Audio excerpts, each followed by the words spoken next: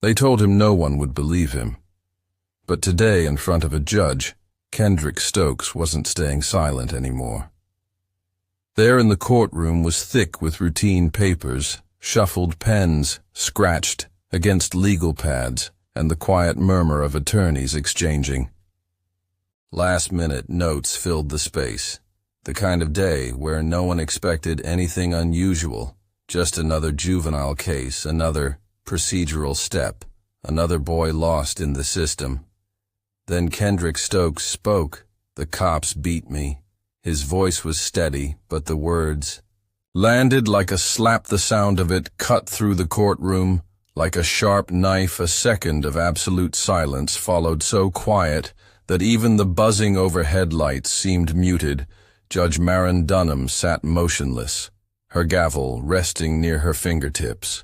The woman was known for her non-nonsense demeanor, a judge who rarely reacted to outbursts. But this was different. Her gaze locked onto Kendrick, searching, his face reading something in Heiss' expression that the legal system often failed to see: pain, fear, and something else, determination. Across the room, Officer Brent Cowell shifted in his seat. The thievery officer who had arrested Kendrick, his jaw clenched, his eyes flickered, but he said nothing. The defense attorney, a sharp-looking man with silver at his temples, leaned forward, his lips parted, maybe to object, maybe to dismiss Kendrick's words as just another desperate attempt from a scared kid. But he hesitated because Kendrick wasn't crying. He wasn't stammering. He was looking straight at the judge. At the prosecution's table, Assistant District Attorney Dana Holwell set her pen down, not gently, deliberately, a sign that for the first time in this case she was actually paying attention. Kendrick's guardian, Miss Bernice Lowry, stiffened beside him. She had told him to stay quiet, that it was safer to let the lawyers handle everything, that speaking out might make things worse. But now she was gripping the edge of her chair, her breath held tight in her chest. "Kendrick," Judge Dunham said, her voice even. "Repeat that." Kendrick swallowed, his small hands clenched into fists on the worn wooden table. His knuckles were white. His voice didn't waver. "The cops beat me somewhere in the back." A court officer cleared throat. The sound felt unnaturally loud in the silence. The judge glanced toward the prosecution. "M. Holwell, was this in their ports?" The Ada pursed her lips. She had read Kendrick's file, a standard arrest report, vague on details, nothing out of the ordinary. But now she was seeing the boy differently. The bruise just under his collarbone, barely visible beneath. His too big dress shirt, the way his shoulders tensed like he was waiting for someone to tell him to stop talking. "There was no mention of excessive force, Your Honor," she said finally. Judge Dunham turned, her attention back to Kendrick. "You're saying the arresting officers used force against you?" Kendrick nodded, then his gaze flickered, just for a second, to Officer Cowell. Cowell shifted again. Judge Dunham noticed. "So did Kendrick." "I'm saying," Kendrick's voice was quieter now, but just as clear, "that they didn't want me to talk about it." The tension in the room thickened. No one moved, no one dared. The defense attorney finally found his voice. "Objection." "Your Honor." Overruled. The judge said immediately, her eyes still on Kendrick, because something told her this was just the beginning, but what Kendrick was about to say next would change everything. Kendrick exhaled slowly, his fingers gripping the edge of the table so tightly they arced. He knew what came next, the part where the adults tried to twist his words, where they made him feel like he was crazy, like he was making things up, but he wasn't. He glanced at the judge, her eyes locked on him, waiting. She hadn't dismissed him yet. That was something Kendrick took a breath and went back to the night. It happened. It was late, too late for a kid to be out, but he wasn't doing anything wrong. He'd been at his friend DeAndre's house, just a couple of blocks away from his own. They had been playing video games, the kind where time disappeared fast, and before he knew it, the street lights were buzzing and the sidewalks were empty, so he took the shortcut home a familiar path. He barely made it halfway down the alley when the red and blue lights flashed behind him. A cop. Car slowed to a crawl, then stopped. Kendrick froze. He knew how this looked. A kid walking, a lone hand stuffed in his hoodie pocket. The wrong time of night. 2 officers stepped out. One of them was Cowell, the other officer. Riley Denton was taller, older. The kind who didn't say much, but always had his hand near his belt. Kendrick pulled his hands out of his pockets immediately, fingers spread. "Hey kid," Cowell said like they were old friends. "Where you coming from?" "Home," Kendrick lied. He didn't want to explain himself, didn't want to say. His friend's name didn't want to be the reasons. Somebody else's mom got a late-night knock at the door. Cowell didn't look. "Convinced what's in your pocket? Nothing you mind if we check," Kendrick hesitated. He knew his rights. Sort of he knew. He could say no, but saying no never really meant like them still. He took a step back. "I didn't do anything." Denton sighed, shaking his head. "See, I don't like that," he muttered. Like Kendrick had just personally offended him. "I don't like when they act like that." Kendrick's pulse quickened. Cowell's face darkened. "You think we're out here just picking on you?"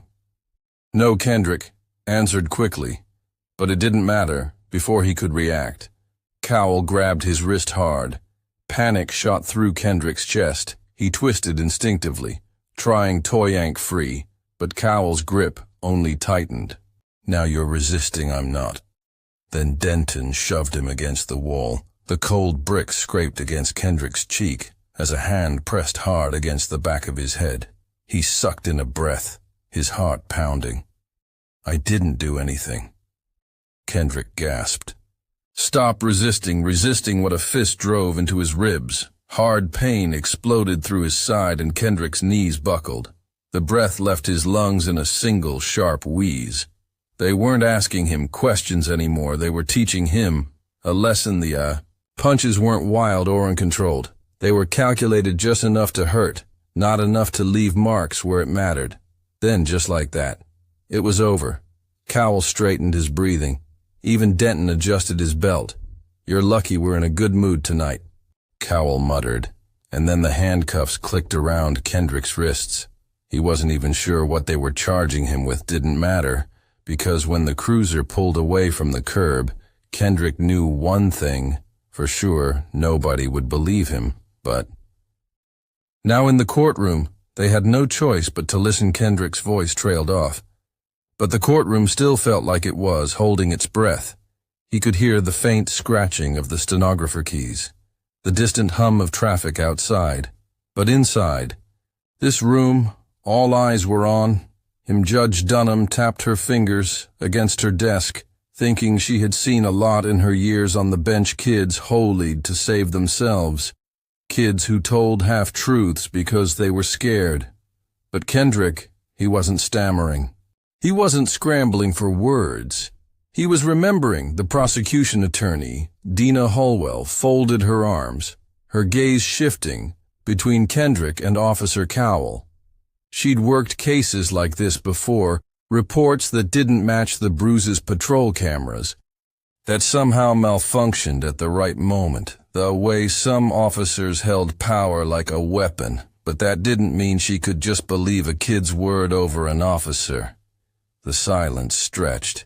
Then Cowell cleared his throat. "Your Honor," he said, voice level. "Controlled. This is completely untrue." His attorney, a middle-aged man in a navy blue suit, nodded along. "Judge, we can't allow wild accusations like this. If the boy was mistreated, why wasn't it mentioned before today?" The words felt like a slap, but Kendrick stayed still. He knew they say that. He knew this was how it worked. The people who did things like this always counted on kids like him to stay quiet. But Kendrick wasn't staying quiet anymore. You're saying he made this? Up Judge Dunham asked, watching. Cowell closely, I'm saying there's no record of any excessive force. Cowell replied smoothly. And I find it odd that he's only bringing it up now.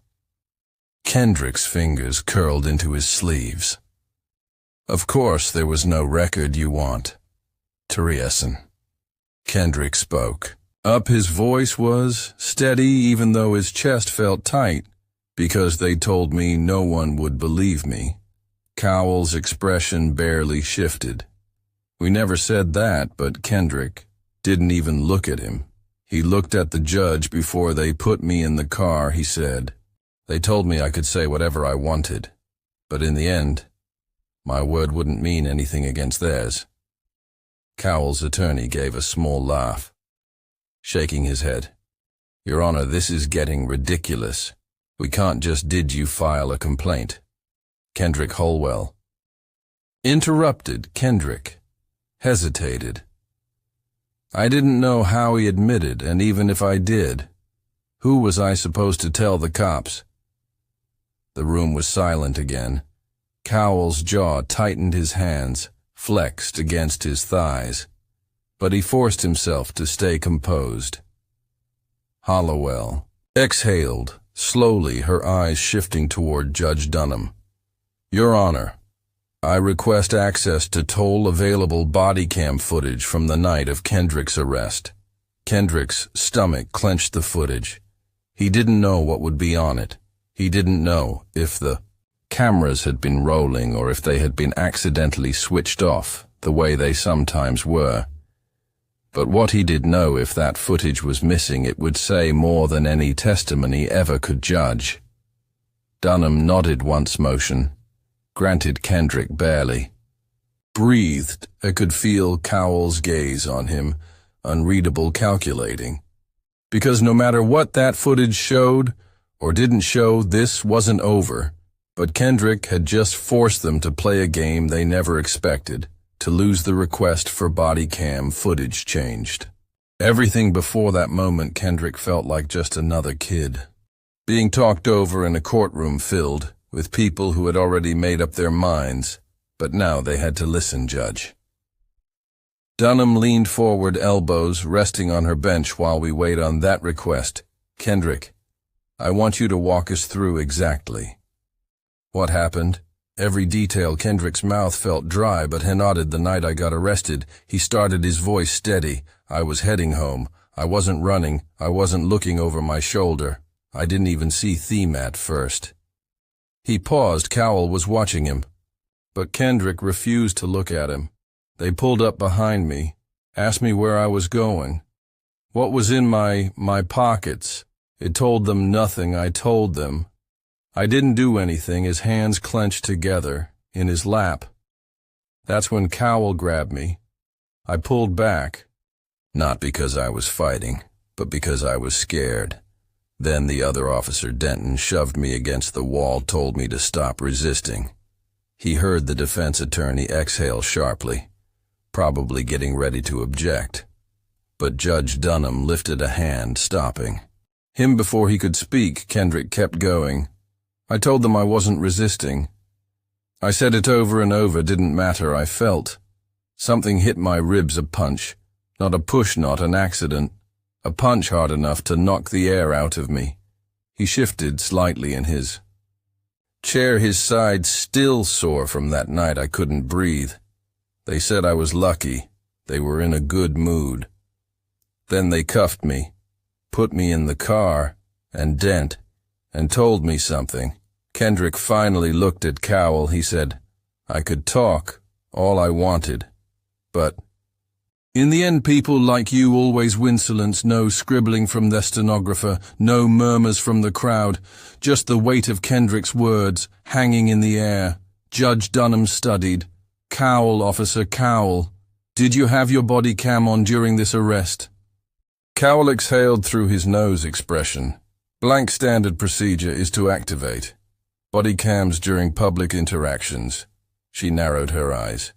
That wasn't my question. Cowell's lawyer sat. Forward, Your Honor. We won't be answering any further questions until we've reviewed the footage ourselves, of course, because they already knew what that footage would or wouldn't show. Kendrick felt his pulse in his ears. This was the moment he could back down, let them bury the truth like they always did, or he could keep going. He swallowed, forcing his voice to stay steady. If that footage is gone, he said, it's because they don't want you to see it. Cowell's jaw twitched.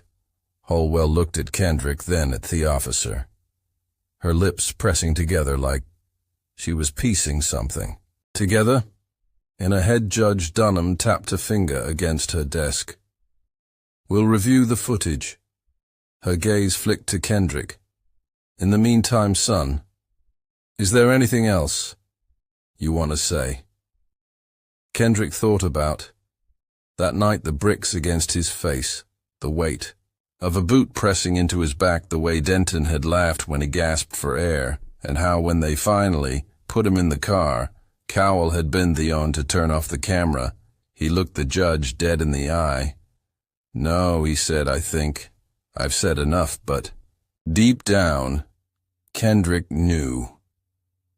The truth had just started to come out. The room felt different now. Heavier, like the weight of Kendrick's words had settled over everyone, making it impossible to ignore what had just been said. Judge Dunham didn't move for a long moment. Then she exhaled and turned to the prosecution. Miss Holwell, how long will it take to retrieve the footage? Hollowell glanced at one of her aides, who quickly tapped into a laptop. After a few seconds, the aide whispered something in her ear. Hollowell's lips pressed into a thin line. Your Honor, she said, shifting in her seat. According to the department's logs officer, Cowell's body cam footage from that night is missing. Murmurs rippled through the courtroom. Kendrick's stomach twisted, not because he was surprised, but because he already knew this was how it would play out. Judge Dunham's expression remained unreadable, missing. Holwell gave a slow nod. There's a report that states his camera malfunctioned during the arrest and was later found to be corrupted. Kendrick let out a bitter breath through his nose. The defense attorney, sensing an opening, straightened his tie. Your Honor, this is XAL. Why, we shouldn't be taking the word of a child at face value. Accusations like these are serious and without hard evidence. We're relying on speculation. Kendrick had enough. You don't need a video. He interrupted, his voice louder than before. Just look at me. The defense attorney turned toward him, clearly irritated. Excuse me. Kendrick pushed up the sleeve of his button-down. The bruises weren't as dark as they had been that night, but they were still there, yellowing fingerprints on his wrist. A faint but deep bruise along his forearm where Cowell had grabbed him. The room went quiet again. His head. No one asked, no one cared. Judge Dunham's fingers tapped against her desk again, a slow, deliberate rhythm. Holwell cleared her throat. Your Honor, I'd like to motion for an immediate internal review of Officer Cowell's conduct, including a forensic analysis of any available dash cam footage or third-party recordings in the area. That night, the defense attorney scoffed. This is turning into a circus. We don't even know if those injuries came from the night of the arrest. Kendrick clenched his fist. He was tired of this, tired of watching grown men in suits try to talk around the truth, try to spin it until it was no longer about what happened, but about how well they could deny it. But just when it seemed like the case was about to get buried in technicalities, a voice spoke from the back of the courtroom. I saw what happened. Every head turned. A man stood near the entrance, hesitant but firm, mid-40s, dark skin, tired eyes. He looked at Kendrick, then at the judge. I was there that night, he continued. I saw the cops stop that boy, and I saw what they did. The courtroom erupted. The defense attorney immediately objected. Cowell stiffened in his seat. Hollowell whipped around, already signaling her team to verify the man's identity. But Kendrick, he just stared, because, for the first time since this all started, he wasn't alone, and that changed everything. Kendrick barely breathed. The man at the back of the courtroom stood firm, his hands shoved into the pockets of a worn-out bomber jacket. He glanced around nervously, probably second-guessing whether he should have spoken up at all. Judge Dunham was the first to address him. "State your name." He hesitated, then, with a slow breath, he said, "Reggie Samuels." The name meant nothing to Kendrick, but the way Cowell shifted in his chair told him everything he needed to know. Cowell recognized him. Hollowell straightened, flipping through her files. "Mr. Samuels, are you saying you witnessed Kendrick Stokes' arrest?" Reggie gave a single nod. "I live on that block. I was walking back from my sister's house when I saw the police pull up on him." The defense attorney groaned, rubbing his temples. "Your Honor, this is highly irregular. We can't just take the word of a random bystander who Dunham lifted a hand. Let him speak." The room stilled again. Reggie cleared his throat. "I didn't think much of it at first. Cops stop kids all the time, right? But then I saw how they handled him." His voice tightened. They weren't talking to him like a kid. They were talking down to him like they had already decided. He was guilty of something. Kendrick swallowed that part. Wasn't even the worst of it. "I saw one of them grab him. The kid barely pulled back, barely moved at all. And the next thing it knew, they had him against the wall." Hollowell stepped closer. "Did you see them strike him?" Reggie hesitated, then nodded. "Yeah, one of them." He glanced at Cowell, his jaw tightening him. All eyes turned to Cowell. He didn't flinch, didn't react. But Kendrick saw it, the tightness in his jaw, the way his fingers curled into his pant leg. Hollowell turned back to Reggie. "And you're willing to testify to this under oath?" Reggie took another deep breath, like he knew once he said the next words, there was no taking them back. "I'll swear on whatever you need me to." The courtroom erupted again. Low murmurs, gasps, shifting bodies. This wasn't just an accusation anymore. This was a case. The defense attorney shot up. "This is absurd." A man off the street suddenly remembers witnessing police misconduct. Months after the fact, he turned to Judge Dunham. "Your Honor, this is getting out of hand. There's no proof this man was even there. I was there." Reggie snapped. "Just because it took me this long to come forward doesn't mean it didn't happen." Dunham's gaze hardened enough. The room silenced again. She turned to Hollowell. "Can we verify Mr. Samuel's presence at the scene that night?" Hollowell's aide was already typing on the laptop. After a few beats, she leaned in and whispered something to the prosecutor. Hollowell's face shifted. Then she looked at the judge. "Your Honor, according to city surveillance, Mr. Samuel's cell phone was pinged near the scene of the arrest that night. Additionally, she turned to Caldwell dashcam footage from another patrol vehicle, confirms he was there. Standing across the street, Kendrick's heart pounded. This was it. They couldn't ignore no. This Judge Dunham leaned back, exhaling slowly. "Mr. Samuels, you can be added to the witness list. We'll reconvene after a full review of all available evidence." She turned to Cowell. "Officer Cowell, you are now under formal investigation." For the first time, Cowell looked nervous because he knew the truth was catching up, and there was no running from it. The weight in the courtroom had shifted for so long.